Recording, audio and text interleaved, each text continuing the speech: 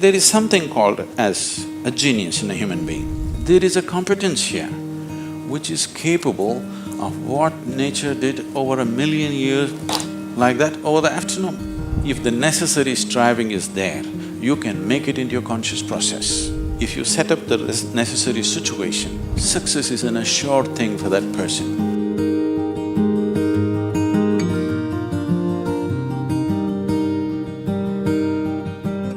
Small things or big things, it doesn't matter.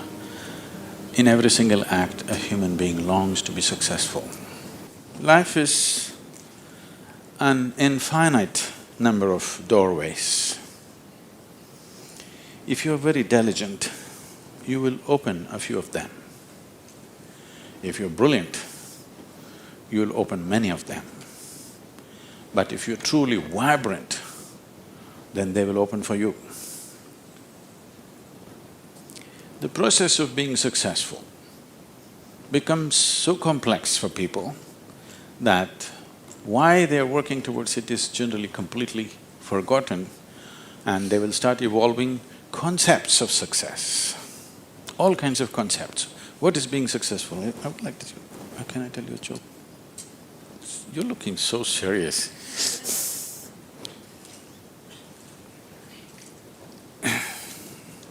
There was a man in India whose name is Shankaran Pillai. Okay, it's like John Smith.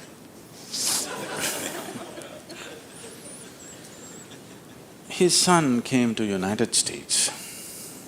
Obviously, an Indian young man means he's a software engineer.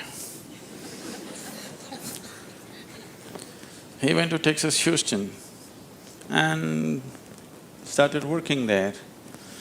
Then he fell in love with a white American woman.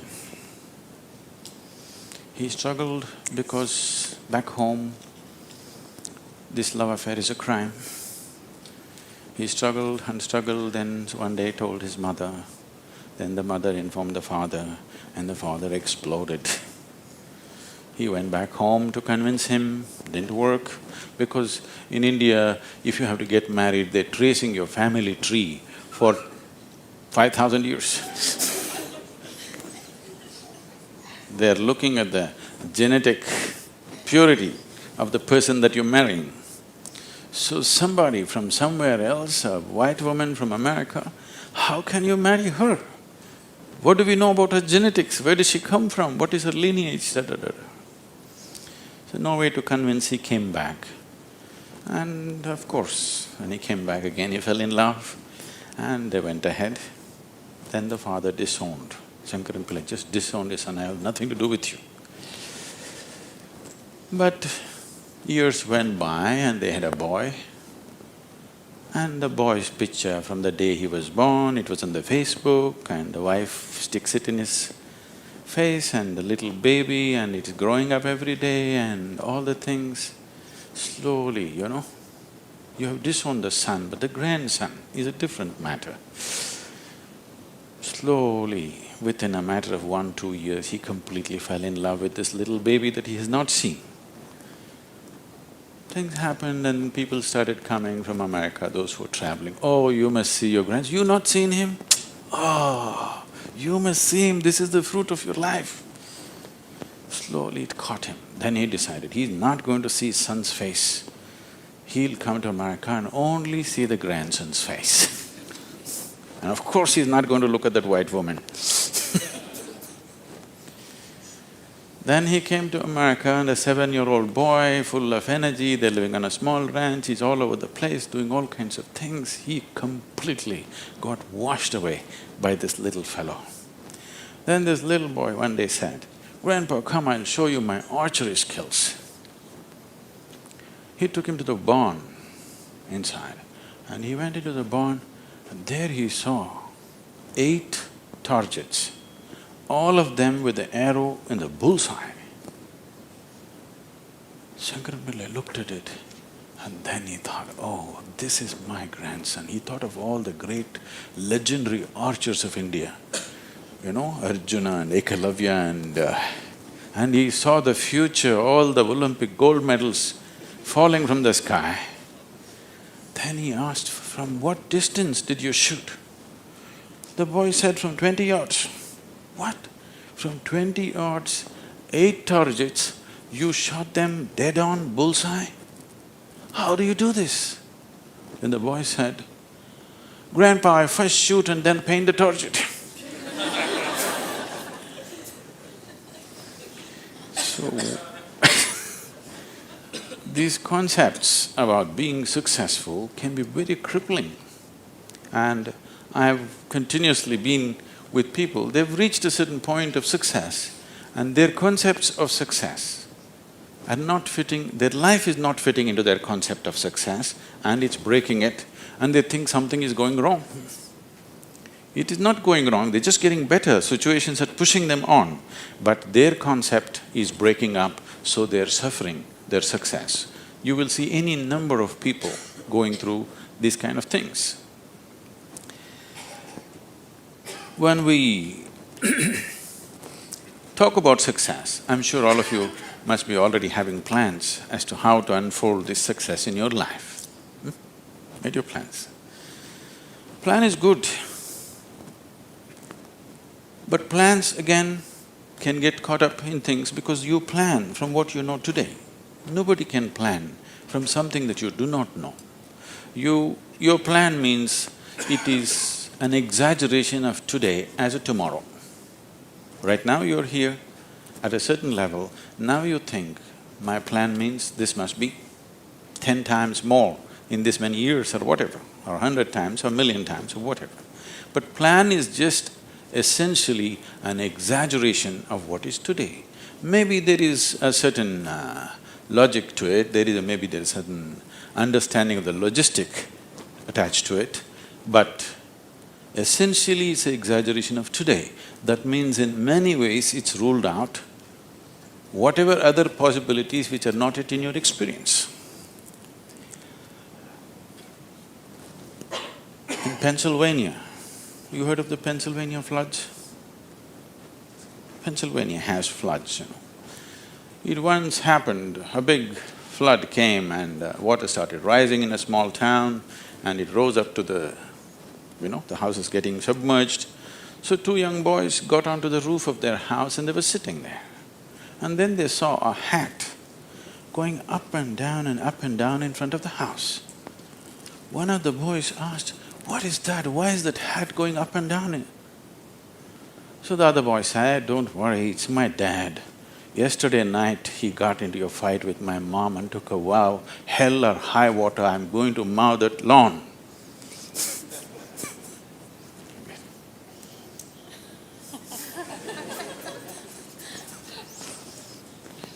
So, plans can be debilitating. It's good to have a plan, but it's more important that you have a purpose. If you have a purpose, plans will evolve, things will happen, plans will fall apart, new things will come up. Whatever has to happen will happen. If you hold on to a certain purpose, other things will just serve that purpose. But if you are very committed to a plan as such, then plan can become a blueprint for restriction. It is also a possibility. It's all right to hold a plan, but you must hold a plan at a certain distance. You shouldn't get identified with the plan. The process of success. See, essentially success is a desire in every human being. You can put some fire into it and make it your passion. But if it becomes a need within you, that you must be successful, otherwise you will suffer, then you are heading for a problem, a serious problem. Our passions can turn into poison if we start becoming resentful for the non-fulfillment of those passions.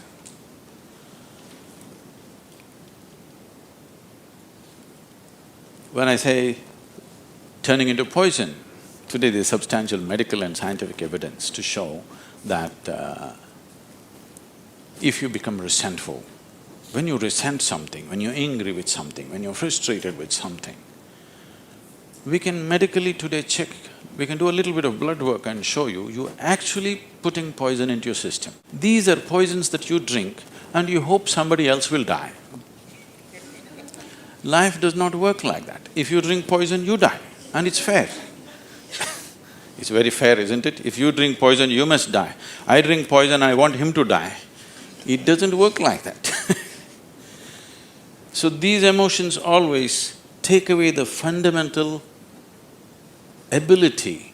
See, there is something called as a genius in a human being.